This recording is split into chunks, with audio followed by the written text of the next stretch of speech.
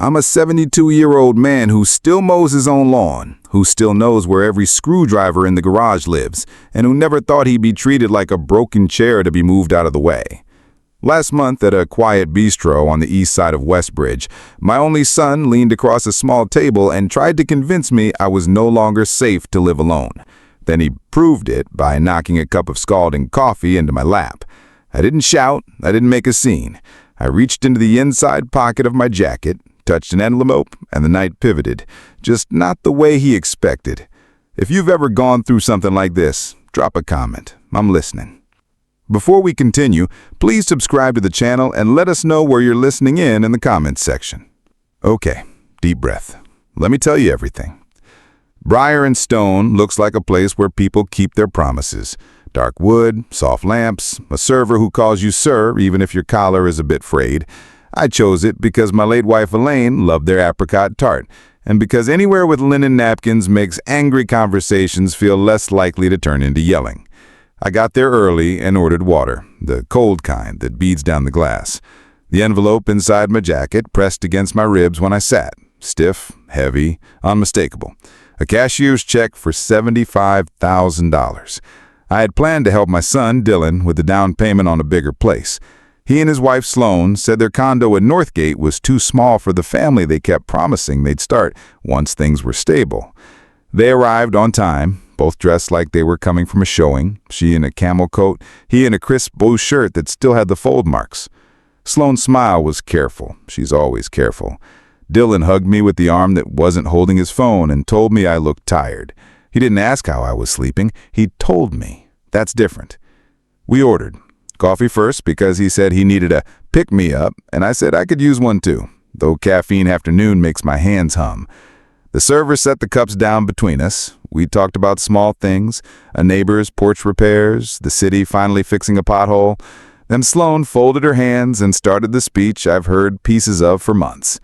Graham, we've been worried. The stairs in your house, the ladder in the garage. We found a place, Maple Crest Residence. It's lovely. There's a waiting list, but we can jump if we act. Dylan nodded like a lawyer in a commercial. It's not forever, Dad. Just until we get you situated. We can sell the house, clear out the maintenance headaches, and you'll have company, meals prepared. It's what Mom would want. People say things about dead spouses as if they're wild cards you can play whenever you need to win. Elaine would want me safe. That part is true. She would also want me treated like a person until I'm not one anymore. I asked for milk for my coffee, mostly to buy a minute. That's when Dylan accidentally brushed his cup. Later he would call it clumsy. In the moment it was a swift, precise nudge with the back of his knuckles. The cup tipped, hot coffee sluicing over the table edge, across my thigh, wicking through my chinos. I hissed and stood so fast my chair squealed. He jumped up, hands out, voice too loud. Dad, are you okay? This is exactly what we've been talking about. Sloan already had napkins, blotting my leg as if I were a child who dropped a popsicle. Reflexes slow with age, she said softly, not looking at me. My cheeks burned, not from the heat, but from the humiliation of being mopped. I waved her away. The server rushed over. I told her I was fine. I wasn't scalded, just soaked and embarrassed. Dylan put a steadying hand on my elbow for a second too long, like he wanted the room to see it. I saw his phone screen light up and dim as it face down vibrated. How many people were waiting for the play-by-play? Who drafts a moment like this? Dad, he said, lowering his voice now that the scene had settled, this is why we worry. Spills, stairs, stoves left on. I turned back for the kettle once, I said. You turned it into a memo. He breathed through his nose the way he does when he's trying not to roll his eyes. It's not about control, it's about care. It was a neat line. Sloan glanced at his phone. A text lit, then disappeared. She leaned in. We actually took a tour of Maple Crest. There's a garden, a woodworking room. You'd like it. Elaine's ring, sized down to fit my little finger since I started wearing it there, tapped lightly against the envelope as I shifted. The two sounds braided together in my head. Metal soft against paper. Promise touching decision. I took the envelope out and set it on the linen between the coffee cups. Dylan saw the bank's logo and went very still. His voice brightened, careful. "What's that?" "A choice," I said. The room felt suddenly cooler, like the AC had kicked back to life. My pants were drying in a ring that would leave a stain I'd scrub later with cold water and vinegar. Earlier in the car, I'd told myself this was how you love a grown child, with trust and tools, not lectures. But then he'd choreographed a spill to paint me fragile. If I slid the envelope to him, what message would I be sending? That manipulation works? That fear makes me generous? I picked it up, waited, then opened the flap. The paper glowed cream white in the lamplight. The dollar amount printed with tiny, bristling authority. Dylan's eyes pinned to it. Sloane's lips parted just a little, the way a person looks at a showroom kitchen and already pictures Thanksgiving. I thought about the weekends Elaine and I spent in the backyard we built from dirt and patience. I thought about the morning Dylan called to say I should stop driving after dark because it's not safe, even though I've never had a ticket. I thought about the plastic smile Sloane wore when she casually mentioned how liquidating large assets early can really simplify things. I folded the check in half, then in half again. The paper made that chewy sound expensive paper makes. Dylan's mouth moved, "Dad?" But the word came out thin. This was going to be yours. A start, not a leash. A way for you to stand without leaning on me.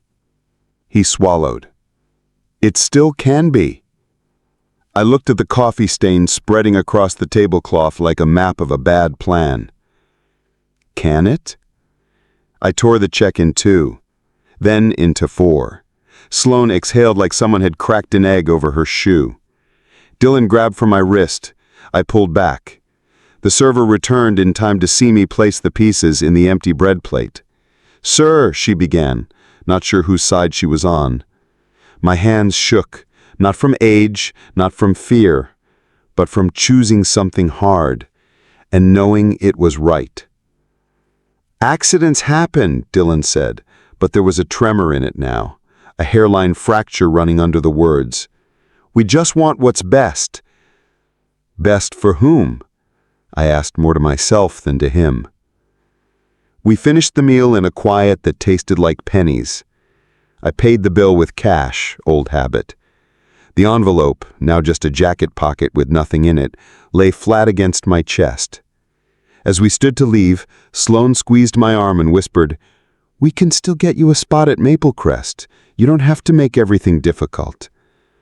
I'm not difficult. I'm awake. Outside, the evening had the clean, after-rain smell Westbridge gets in July. The sky was the color of old denim. Dylan lingered by the door, jaw set. I waited for an apology. None came. He only said, "Let's talk again this weekend, okay?" Like we'd just debated paint colors. I watched them walk to their car, Sloane leaning close, Dylan's head bent. My pants were stiff with dried coffee. My pocket was empty. My mind wasn't. I stood there with my hand on Elaine's ring and understood something I should have understood sooner. Love is not the same as access, and care is not the same as control. The envelope was gone, but the night had given me a different tool: clarity. Tomorrow I would inventory what I had and what I wanted to protect. Tonight, I went home and pulled a notebook off the kitchen shelf, the one with the grocery list clip on the front. I wrote 3 lines in thick pen. Call Alyssa Grant. Change will. Secure house. Then I made tea, because sometimes a small ritual keeps you from drowning in a big realization. What comes next is the part that hurts more than the coffee ever could. I didn't sleep long that night, but I didn't toss either. I lay still and listened to the house talk, pipes clicking, branches tapping the gutter, and let memory walk through the rooms. If there was a single hinge point where Dylan shifted from the kid who organized screws by size into the man who organizes people by usefulness, I missed it. Change comes as a drip, not a flood, and by the time you notice the wet, The rug is already heavy. He was a bright little boy, quick with numbers, quicker with smiles. We built crooked bird houses under the garage light and pretended the crooked was intentional so the sparrows would recognize our style. He kept a notebook like mine and drew diagrams with arrows that made sense to no one but him. When he was 10, he sold lemonade on the sidewalk and negotiated a bulk price on the lemons from the corner grocer. He came home counting coins in the pocket of that little red windbreaker and asked if we could make a sign with bigger letters because visibility increases conversion. I laughed then. A father is allowed to be charmed by the early drafts of a future that might get sharper. College put polish on the instincts. West Bridge University. Close enough to see, but far enough to feel distant. He majored in business, minored in philosophy, and came home for holidays speaking in clean sentences about opportunity costs and first principles. Elaine listened with that private smile she used when the boy she'd raised was turning into the man he'd be. Make us proud, I told him, as we hugged in a parking lot full of parents holding on too long. You already did, I added, because truth should be said while it's still easy. Sales fit him like a tailored coat. The first job was at a software firm with a name that sounded like something you'd shout playing tag. He learned to read rooms the way I read blueprints, where the pressure points sit, how to spread weight without collapsing the frame. He started taking his phone to dinner and setting it face down like a sleeping snake. He said it was about boundaries. I nodded and told myself languages evolve. Then came Sloane. He met her at some launch party downtown, exposed brick, artisan ice, the whole performance. She worked in brand activations, which, best I could tell, meant adding lights and urgency to ordinary things.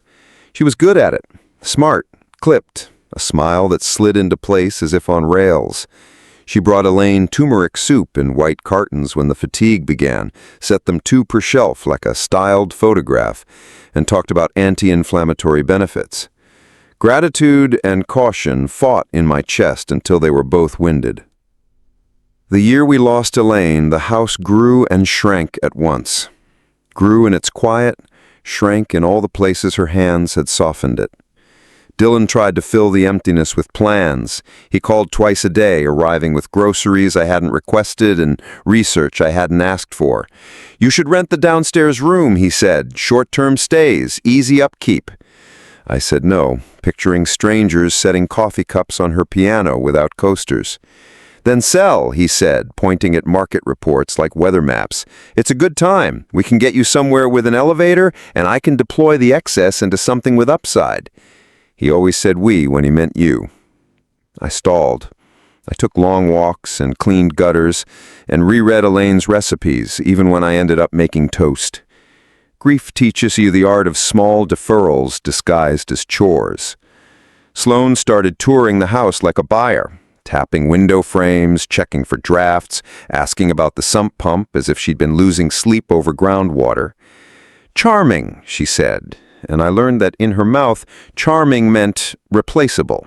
There were more sure things. A coin designed to fix the flaws of all the other coins. A restaurant idea in Northgate featuring make-your-own toast with seasonal toppings. A marketing collective poised to thread together a dozen boutique shops into a regional power. Each pitch had a deck with arrows swooping up and to the right. None included a sober page labeled, "What happens if we're wrong?" When I asked for one, he frowned like I'd stepped on a line he'd just chalked. We argued, quietly at first, then not, about risk and timelines and whose security was on the table. He accused me of distrust. I countered with prudence. Then we both went to our corners to cool down and pretended the temperature had not changed. After the funeral, caution dressed up as care. He insisted on a location-sharing app on my phone for emergencies. I let it stay, not because I needed managing, but because choosing every hill to die on is a young man's sport. He took the latter for safekeeping, though it found its way back into my garage the week the gutters started to spit leaves. He flinched at the staircase. He left brochures on the dining table for maintenance-free living. The font was friendly, the math was blunt. Sloane studied the house with professional appetite. "If we price aggressively," she said, laying 3 comparables like cards, "we could close in 30 days. There's a couple in the pipeline who love the lot."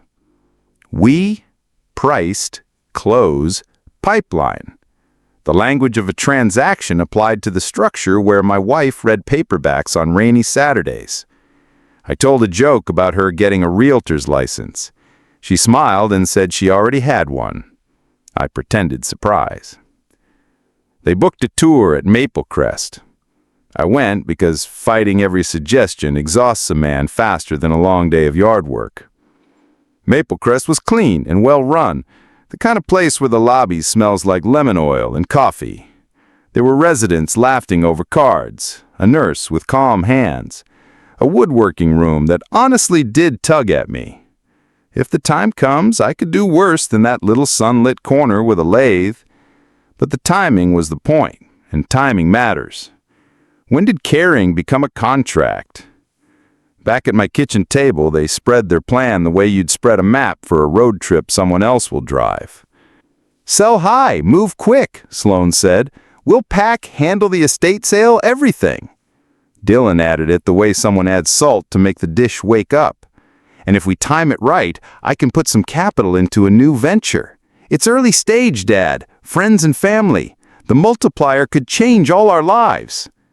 There it was, the lever hiding under the blanket. My house is collateral not just for my comfort, but for his next big swing. I filled glasses with iced tea and set them down where Dylan used to do homework. Pencil tapping, tongue between his teeth when he concentrated. The grooves from his 8th grade history project are still in the wood if the light hits right. I thought about Elaine's slippers half under the bed, the chime she hung by the back door that only rings when the wind shifts north. The ring I wear on my little finger tapping the glass. I loved my son in that moment so much it hurt. I also resented the way his certainty pushed me to the edge of my own life. I didn't give an answer that afternoon. I said I'd think and meant it. Sloane folded the brochures like flags and tucked them into a leather folder that had never seen a scuff. Dylan kissed my forehead, a gesture he learned from watching me kiss my mother, and promised I wouldn't regret it. The door clicked shut, and my chest was suddenly full of air I hadn't realized I'd been withholding. Why does the dream of tomorrow always send me the bill? That evening I pulled the ladder down, climbed 2 rungs, not 3, and checked the gutters. The sky bled from blue into the kind of pink that makes you forgive a day for its sharp edges. My knee ached, and I came down, slow, careful, present. On the stoop, I wrote a short list on the back of an old hardware receipt. It had 3 lines. Call attorney, review deed, answer Dylan on my time. When the pen stopped moving, a quiet I trusted settled in. I knew I would invite them to dinner and give an answer. I just didn't yet know that the answer would arrive wrapped in hot coffee and something sharper than heat. The morning after Briar and Stone, I woke to a silence that felt staged. Even the refrigerator hum sounded like it was choosing its words. I made oatmeal, rinsed the pot, and wrote the date in my notebook. A habit, yes, but that day it felt like a hinge, something to hang facts on before feelings rewrote them. By noon, the neighborhood grapevine had sprouted fruit. Nancy Proctor, who waters her begonias with a measuring cup, stopped at my gate and asked, too lightly, if I was managing the stove okay. Her tone was sugar, the words were a script. 10 minutes later, Mr. Sue, from 2 doors down, mentioned he'd heard I'd had a spill at dinner, and maybe someone should be driving you at night. The phrases matched the ones Dylan and Sloane had used. Safety, structure, someone should. I could see the outline of a memo traveling from phone to phone, like a map of concern drawn by people who've never been inside my kitchen. I didn't argue. I logged both comments in my notebook with timestamps and tiny weather notes because judges like details, and honestly, so did Elaine. Then I did something that looks like paranoia until you need it. I mounted a doorbell camera and set it to record every approach to the porch. The afternoon light caught dust in the beam. I could almost hear my wife's voice. "Paper and pictures, Graham. Don't fight with your mouth, fight with your receipts." At 3 o'clock, a white sedan eased into the driveway, and a woman stepped out with a clipboard and a county badge on a lanyard. "Mr. Whitaker, Monica Reyes, Adult Protective Services. We received an anonymous concern about self-neglect and possible cognitive impairment. May I come in?" Her voice was steady, neither accusing nor apologetic. "Anonymous. Of course." I invited her into the kitchen, set out 2 glasses of water, and watched her catalog the room with soft eyes. "May I ask you a few questions? We can start informal." "Let's do formal," I said, and smiled. "I like paper." She blinked, then smiled back, understanding the signal. We went through it all. Medications, names, doses, purpose. I pulled the orange bottles from the cabinet and read the labels without squinting. Food safety, pantry stocked, fridge within date. I opened the doors and let her see what order looks like when you've been married to a teacher for 40 years. House hazards. I walked her through the smoke detectors, the carbon monoxide alarm, the flashlight drawer, the rubber treads on the stairs. She asked about driving. I handed her the printed record of my last eye exam. She asked about falls. I pointed to the ladder and said, 2 rungs, not 3, and watched her write it down exactly. Then came the cognitive screen. I'm going to say 5 words. Please repeat them, and later I'll ask you to recall them. She said, apple, chair, penny, blue, river. I repeated them, pictured a blue chair by a river with an apple on its seat and a penny glinting between the slats. She asked me to draw a clock at 10 past 11. I drew it and added daylight savings in the margin as a joke. She laughed. On the delayed recall, I got all 5, plus the picture. She nodded in a way that told me she had expected a fight and instead found a wall that didn't shake when she pushed. "Mr. Whitaker," she said at the door, "I'll be filing a report that you are independent with intact decision-making. I want you to know that you can call me directly if you feel pressured. Here's my card." I logged the time we shook hands and photocopied her card for the binder I hadn't yet built but could already feel in my hands. That evening, my phone pinged with an email from Pioneer Trust Bank. "Security alert. Request to change online recovery phone number was denied." Denied? I hadn't made a request. A minute later, my voicemail filled with a message from the branch manager, calm and clipped. "Mr. Whitaker, a gentleman identifying himself as your son came in today with a power of attorney that lacked notarization, seeking to discuss account access. We declined. For your protection, we have added an in-person passphrase and note to require your presence for any changes. Please call." My chest tightened, not because of the audacity, but because of the speed. The coffee hadn't dried, and they were already at the teller window. I drove to the branch first thing in the morning with my notebook and a folder.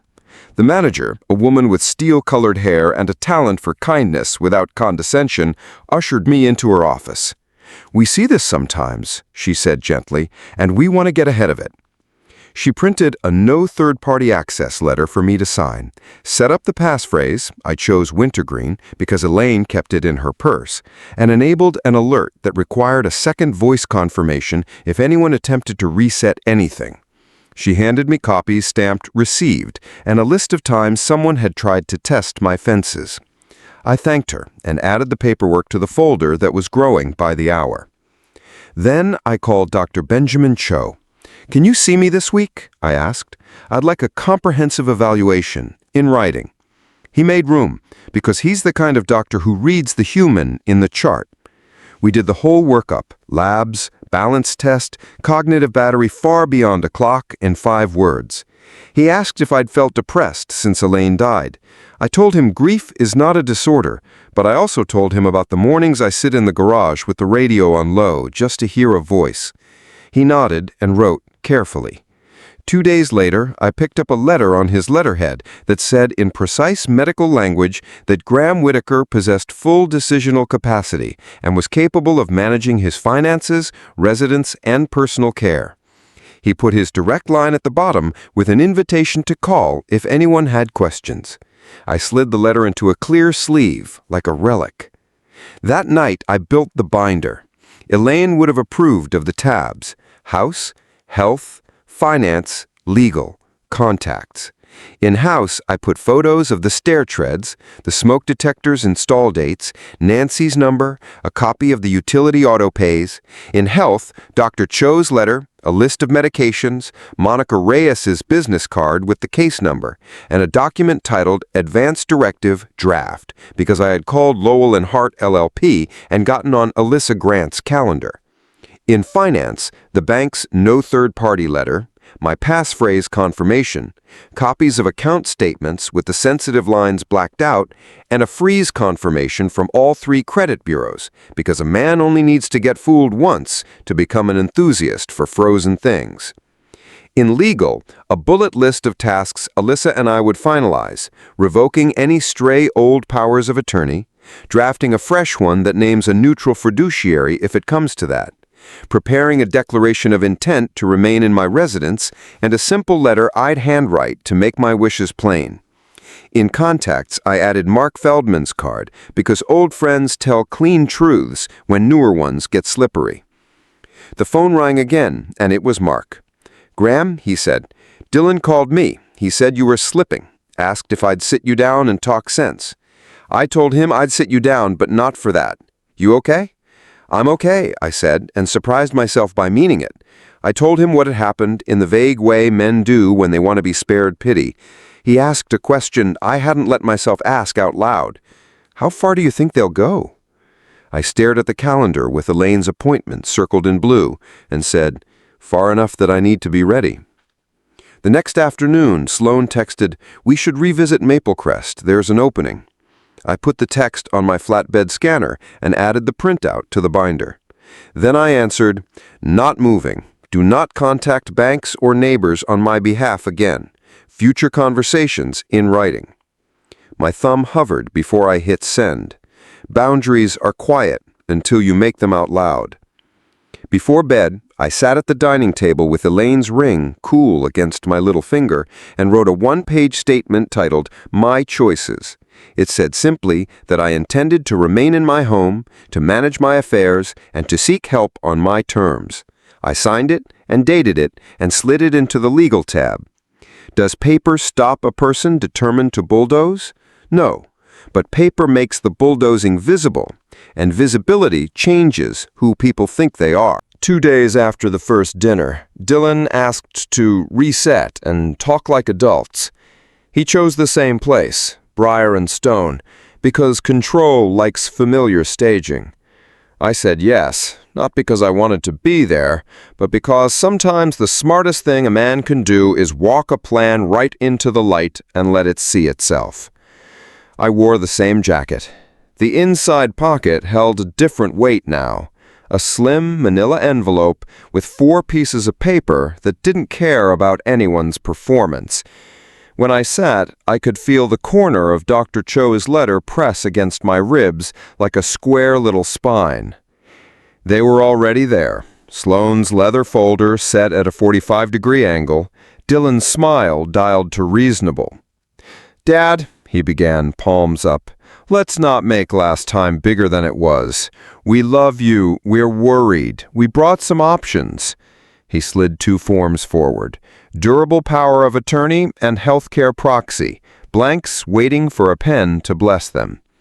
Sloane kept her eyes low, like a poker player, then lifted them with practiced empathy.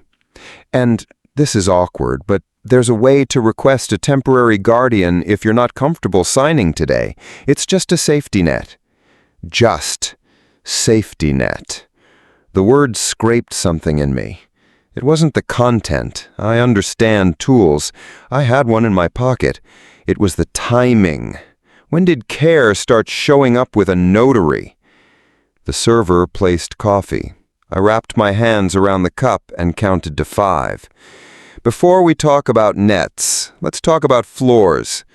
I set my envelope on the table and slid out the first page, the one with Dr. Cho's header.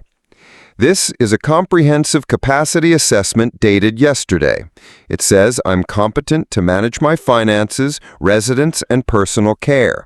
It has his direct line at the bottom for verification. I turned the letter so it faced them. Sloane glanced at Dylan, then at the letter, the way you glance at a speed limit sign when you're already going a little too fast. "Of course," she said softly. "We never said you weren't." "You told Pioneer Trust I needed help changing my accounts," I said, pulling out the second page, the bank manager's note with the words "no third-party access" in good, satisfyingly blocky caps. "You attempted to reset my recovery phone. The bank denied it. They added a passphrase and a requirement that I be present for any changes. I chose wintergreen, if you're curious, because your mother kept them in her purse." Dylan's jaw twitched. "We were trying to protect you from phishing. You know how scams target seniors." "Do I?" I said. Not a question. Not a question. I laid down the third item, Monica Reyes's card, paper-clipped to a short confirmation on county letterhead. "This is from Adult Protective Services. An anonymous concern triggered a visit. She did a full evaluation. Her report says I'm independent, my home is safe, and I'm aware and in control. She asked me to call if anyone pressures me. I have." Sloane's brows knit. "Anonymous?" She looked genuinely offended for a blink, then ironed it flat. "People gossip. You know Nancy." Nancy waters her begonias with a measuring cup. She also repeats what she's told. She used your phrases, almost word for word. I didn't add that I'd printed the texts and tucked them into the binder by tab, health, finance, legal, because that detail was for me, not for them. Dylan slid his forms back a half-inch and tried another angle. "All right, let's talk home maintenance. You had a stove incident. You took the ladder out." "I took the ladder out because gutters fill with leaves and gravity still works. And about the stove, I turned back for the kettle, then I turned it off. If we're keeping a ledger, add this on my side." I reached into the envelope one more time and took out a document with my own untidy signature at the bottom. "This is a declaration of intent to remain, dated and witnessed, stating I choose to live in my home and manage my affairs unless a court says otherwise. It's not a spell. It is, however, a record. Records matter." Dylan stared at the tablecloth where coffee had once bloomed like a map of a country I refused to visit. "Dad," he said, voice low, "we're not your enemies." "Then stop behaving like applicants," I said. I kept my voice even because anger is a blunt tool and I needed a scalpel.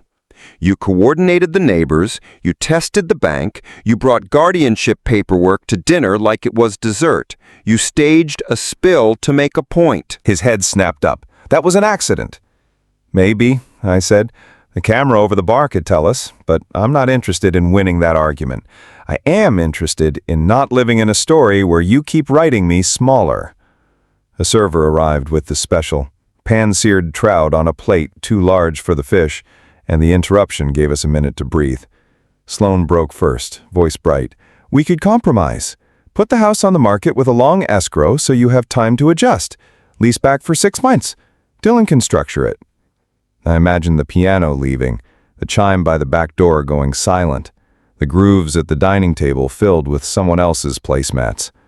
I pictured myself in a bright, lemon oil lobby doing chair yoga, while my son deployed excess capital into his friend's early-stage dream. What was I supposed to do? Hand him the keys to my past so he could buy his future? "No," I said. Just that. A small word that weighed more than the check I'd torn. Dylan folded his hands like a man negotiating a contract he thinks he can still salvage. If you refuse support and something happens, that's on you. I reached for Elaine's ring on my little finger, let it tap once against my coffee cup. If I refuse control disguised as support and something happens, that's still on me. That's called being an adult. And I leveled my eyes at him. And if you move ahead with a guardianship petition, you should know what will happen next. My doctor will testify, APS will testify, the bank will testify, I will testify, and I will introduce these, I touched the envelope, and any video on any night where a cup accidentally makes a point. His face reddened just enough to tell me I'd landed. Sloane squeezed his knee under the table. We don't want a court, she said, sounding tired for the first time since I've known her. We want a plan. So do I said, and I let the softness in because hardness alone doesn't teach. Here's mine. You will not contact my bank, neighbors, or doctors. You will not sign or present any document purporting to act for me. You will put requests in writing. You will be welcome for dinner when you come as my son, not as my handler. Dylan stared at me for a long moment, like he was learning a new language and wanted to get the first sentence right. What if I fall? He asked. And the question wasn't a tactic then. It was a son's fear, naked and human. I might, I said. I've fallen before and stood up. If I fall in a way that ends the argument, I've already named who helps me. I didn't add that Alyssa Grant's name was penciled in on a draft, a placeholder for a neutral fiduciary if life tilted that far. That was a later reveal, a different kind of dinner. The check arrived. I reached for it, and Dylan didn't argue. He stood and hesitated, hands in his pockets, a boy again for a breath. How many times do I have to say I'm trying to help before you hear it? As many as it takes to find the version of help that doesn't require me to disappear. Outside, the evening was a repeat. Westbridge sky in denim, air washed clean by rain that never actually fell. We stood under the awning like men deciding which way the wind wanted us to pretend to go. Sloane touched my elbow. If something changes, if you need, I'll say so, and I'll mean it. They walked to their car, quiet for once. I watched them go not as a guard, but as a father does when he's finally decided which part of love he can live with. On the drive home, the envelope rode in my pocket like a seatbelt. The doorbell camera caught me rekeying the locks after dinner, the new keys clicking into my palm like coins. Inside, I slid the documents back into the binder, health, finance, legal, and added one more tab, family, with exactly 2 things inside it. Dylan's birth certificate, and a photograph of him at 10 holding a birdhouse that leaned, smiling like the future was only going to get bigger. Is this what growing old is? Choosing over and over not to hand away the steering wheel even when the passenger says he knows a shortcut? Maybe. Or maybe it's just refusing to let fear, yours or someone else's, be the loudest voice in your own home. Alyssa Grant's office at Lowell and Hart, LLP, smelled faintly of paper and eucalyptus, which is to say, it smelled like order pretending to be a forest. She shook my hand, didn't squeeze too hard, and slid a yellow legal pad across the conference table. "Tell me what happened," she said, then added, "and tell me what you want to be true when you're not in the room." I told her the short version: coffee, neighbors, bank, APS, dinner number 2. I handed over the binder. She paged through it with the satisfaction of a person finding the right tool on the first try. "You've done half my job already," she said, tapping the Health tab. "Let's do the rest cleanly." We started with revocations. She drafted a crisp 1-page document voiding every prior power of attorney and healthcare proxy I'd ever signed, including the sloppily printed versions Dylan had tried to bless at a teller window. Then we built the replacement set. A durable financial power naming a professional fiduciary from a local trust company, effective only upon a physician's written determination of incapacity. A healthcare proxy naming Dr. Cho first and the fiduciary second for logistics, with a HIPAA release that gave them information but not control. You don't want to leave blanks people are tempted to fill. Alyssa said. Next came the core, a revocable living trust, the Graham Whitaker Living Trust, into which we titled the house and my non-retirement accounts. I would be the trustee while I was able. The successor would be the same independent fiduciary, not a relative, not a friend with a flexible spine. The trust's dispositive section read like a calm piece of steel. Upon my death, specific charitable gifts would be made outright. Scholarships to Hope Harbor Scholarship Fund, modest and recurring. A fixed sum to Silver Rights Alliance, with a note earmarking outreach for elders fighting coercion, and a bequest to Riverside Public Library to expand their large print collection and keep the Wednesday book club supplied with cookies, because Elaine believed nothing builds community like sugar. The residue, whatever remained, would flow to the Trust's charitable share in proportions we set that afternoon. "And family?" Alyssa asked gently, eyes on mine, pen quiet. The question landed in my chest like a stone, and then settled. "Not as beneficiaries," I said. The words tasted like I'd chewed tin. "I will leave personal items by letter, things with stories, not money." She nodded and wrote, neutral and humane, "We'll include an in terrorem clause, commonly called a no-contest clause. It's strong in this state. If a beneficiary contests and loses, they forfeit their share." She met my eyes. "You're not leaving them a share to forfeit, but we'll include it to discourage mischief about the charities." "What kind of father measures love in clauses?" I asked. "Half to her, half to the man Elaine married."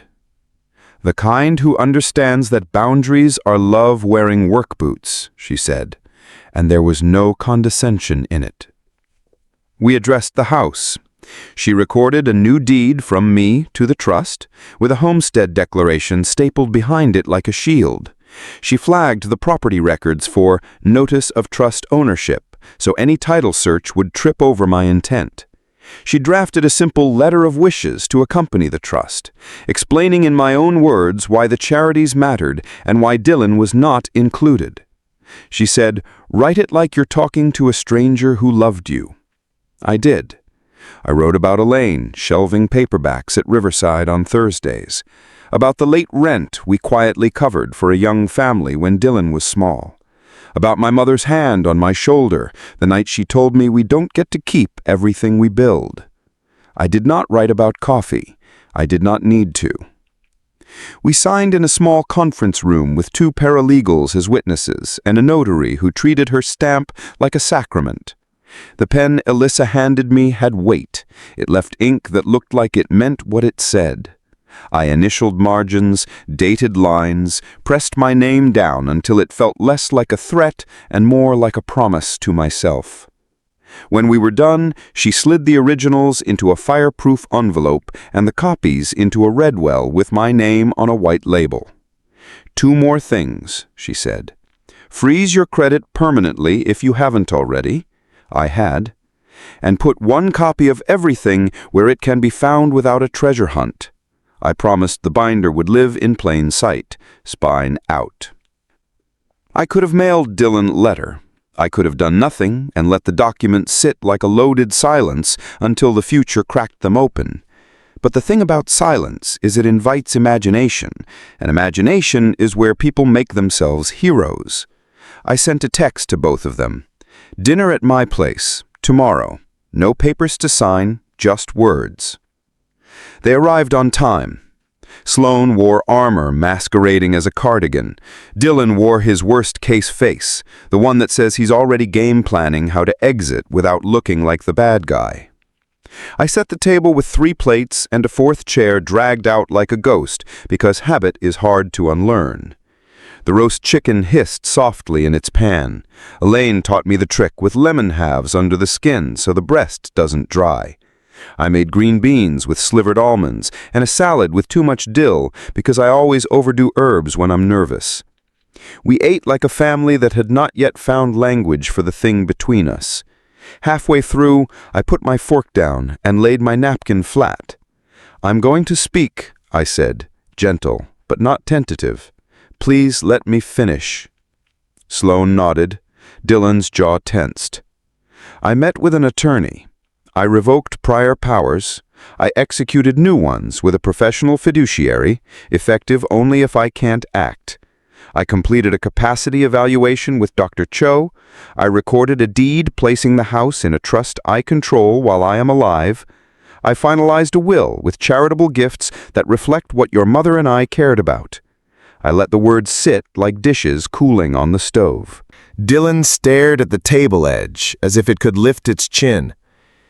"You cut me out," he said flat. "I set my estate to do work that will outlive me," I said. "That's different." He laughed once, without humor. "That's a speech. It's also a fact," I replied, and slid the photocopied cover letter from Lowell and Hart across the table. I didn't hand over the instruments, I'm not a fool, but I gave him enough to understand I hadn't made a cardboard fort. There's also a no contest clause. If anyone challenges, the clause triggers consequences. Legal fees shifted, distributions locked. I don't want to fight you in court. I want not to be fought. Sloane spoke then, voice low and surprisingly unscripted. "Why charities and not your son?" I could have said, because charity doesn't call the bank behind my back. I could have said, because charity won't pour coffee on me and call it care. Instead, I said the truest thing that fit in a room with witnesses. Because money in our family has turned into a leash. I won't hand you something that turns you into my keeper. You can build your life. You should. I won't fund the part of it that asks me to vanish. Dylan's face reddened. "You're punishing me for trying to help." "Am I?" I asked, and felt the question ask me back. Was I punishing or protecting? Did the difference matter to the documents, to the future, to the man who would stand where I once did and make a case in front of a judge? I am protecting myself from your plans, and from the pressure those plans put on every conversation. He stood and paced behind his chair, a closed loop tugging at its own tail. "So that's it, a trust, a will. Some lawyer who doesn't know me gets to control everything if you sneeze wrong." "I chose a professional so no one has to be the villain," I said. "If I sneeze wrong, my doctor writes a letter. If I recover, I take the pen back. If I die, the gifts go where I said. There's no meeting where you two get to horse trade my life." "Unbelievable," he muttered. "After everything I've done, driving you, grocery runs." "Those were kind," I said. "They don't buy my house." Sloane reached for a glass and set it down carefully, as if sudden movements might shatter an invisible sheet of ice over the table. "What are you leaving him?" she asked, and her voice had softened in a way I hadn't heard. "Anything?" I looked at Dylan then, really looked, at the boy who sold lemonade and said, "Visibility increases conversion," at the man who learned to speak certainty as if it were kindness. "There's a letter you'll get one day. It comes with the birdhouse you made with me in the garage. It leans. I kept it on a shelf high enough you couldn't see the screws you bent. You loved that birdhouse like it was proof of a future. I'm leaving you that love, and the photo of the two of us on Pinecrest Lake when you were 8 and you taught me to skip stones better than I'd ever skipped them. If you want them sooner, I'll bring them down now." My voice did something I hadn't given it permission to do. I let it. He stopped pacing. Sloane looked at him, then at me. "And if," she swallowed, "if we stop pushing, if we show up only as family." "Then you're welcome," I said. "But understand, if you file anything to take my pen, the consequences will be fast. I have letters ready to go to APS, to the bank, to my attorney, and to the charities. I have a neighbor who waters begonias with a measuring cup who will call Mark Feldman if she sees a moving truck I didn't order. I am not alone, even when I'm alone." We sat with it. The clock over the stove ticked. The chicken skin crackled as it cooled. The doorbell camera pinged once, a car rolling by throwing a slant of headlights across the living room. Some moments you can feel the grid shifting, the way a city reroutes itself after a bridge closes. This was that. Dylan sank back into his chair and pressed his palms to his eyes. For a second, he was the boy looking for a screw that rolled under the workbench.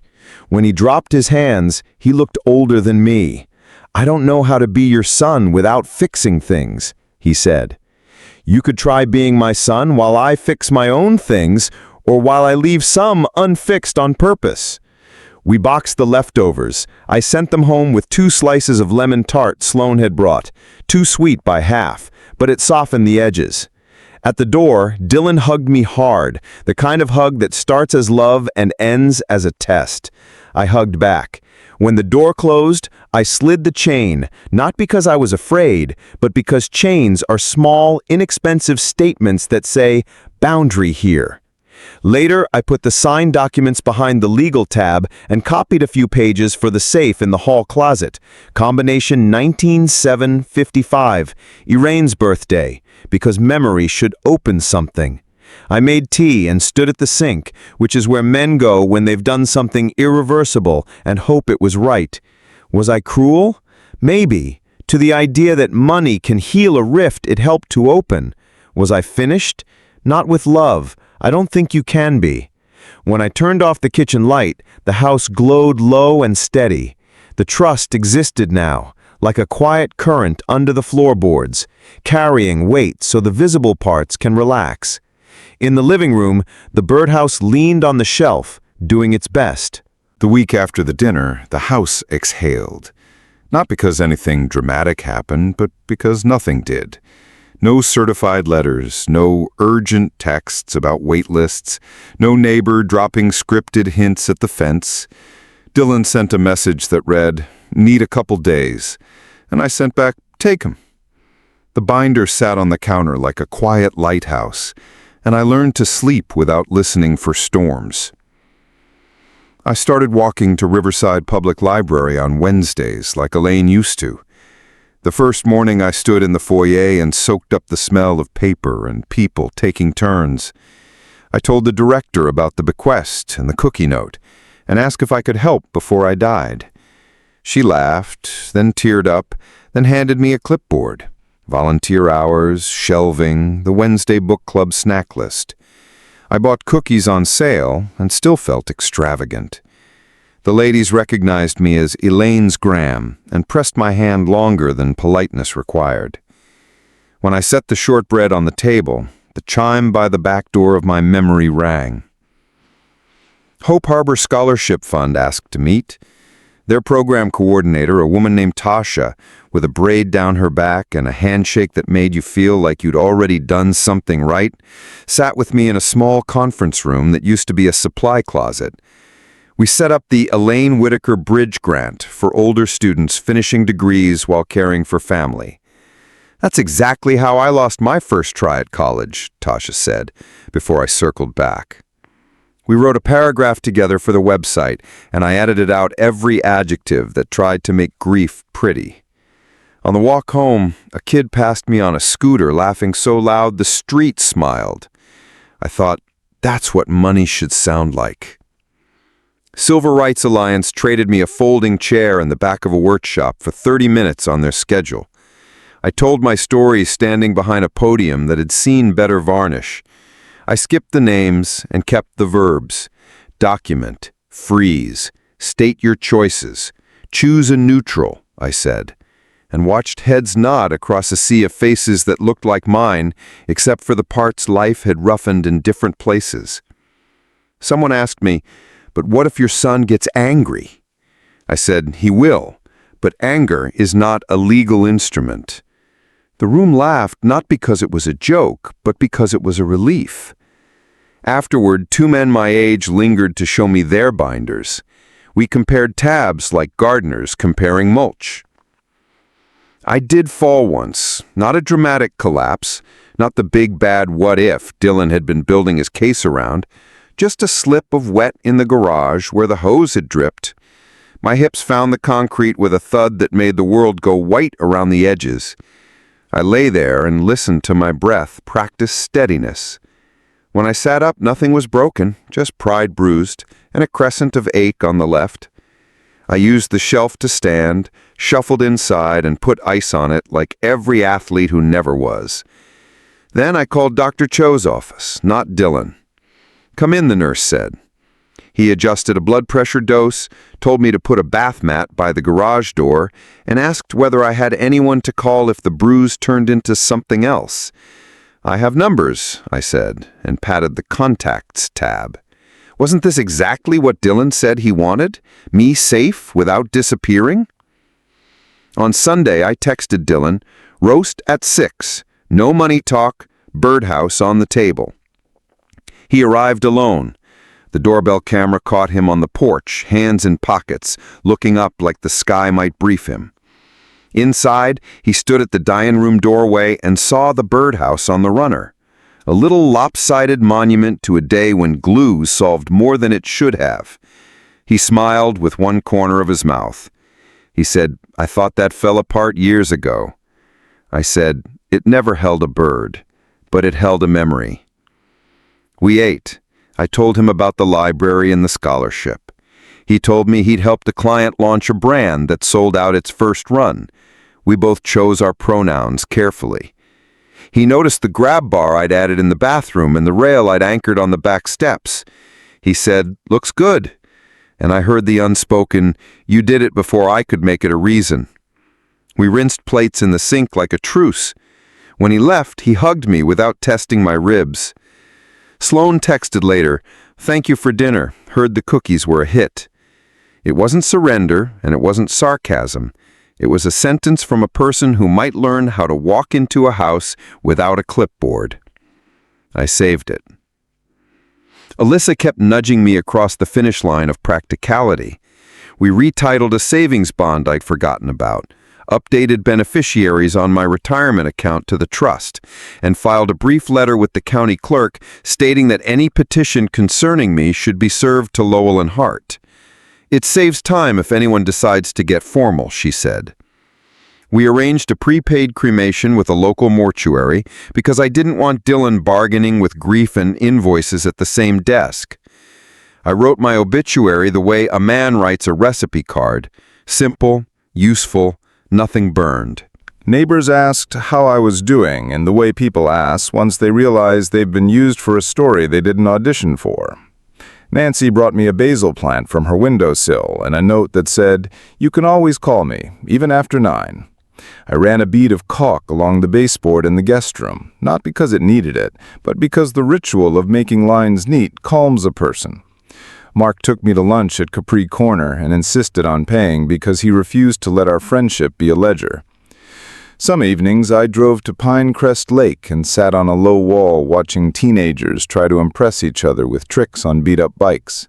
The ring on my little finger picked up the twilight and threw it back in a way Elaine would have liked.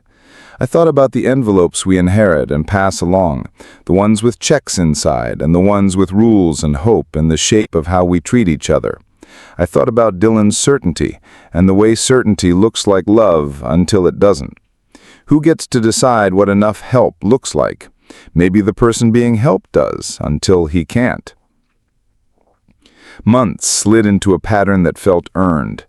Sundays sometimes, texts that didn't triangulate me.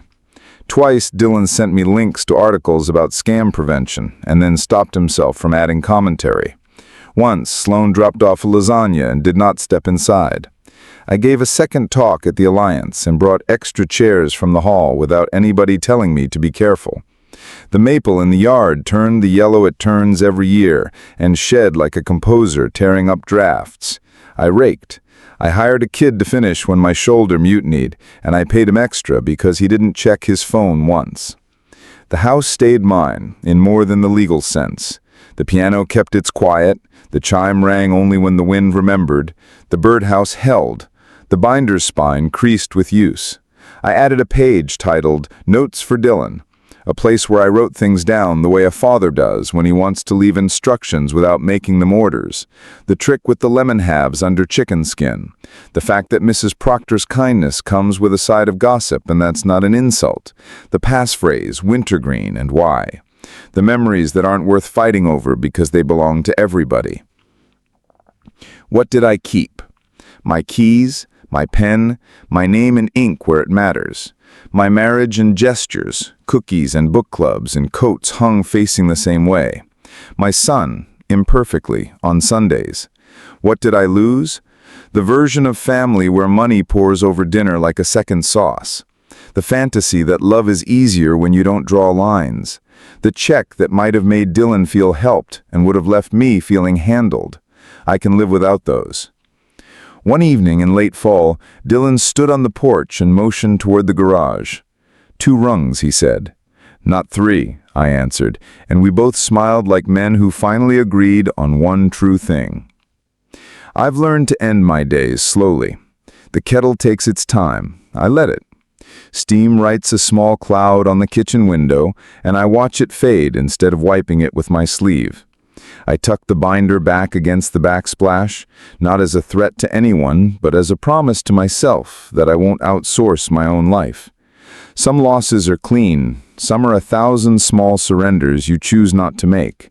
This year, I stopped making the ones that tasted like erasing.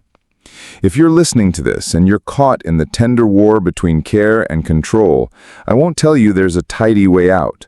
I only know this.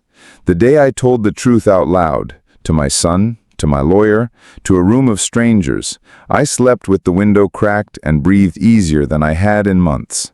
Sometimes a boundary makes you feel lonely. More often, it makes space for the right kind of company. Dylan and I are not a movie ending. We're a Sunday night truce that occasionally tastes like roast chicken and sometimes tastes like silence. Sloan sends sentences that don't have instructions in them. The charities have names and faces now. I've seen the first thank you note written in pencil and covered in eraser smudges. The library's cookie plate is always a little too full because change takes time, even when sugar's involved. I fall asleep to the sound of my own house settling, and when the chime rings, I let it ring. I still wear Elaine's ring on my little finger. I still touch the birdhouse when I pass it. Not because it's beautiful, but because it reminds me that some imperfect things get to stay. I don't know how many years I have left. None of us do. But I know what I will do with them. Keep my own pen, share where sharing is clean, teach anyone who asks how to make tabs that outlast a bad plan, and leave a world behind that feels a little more like a room where people take turns.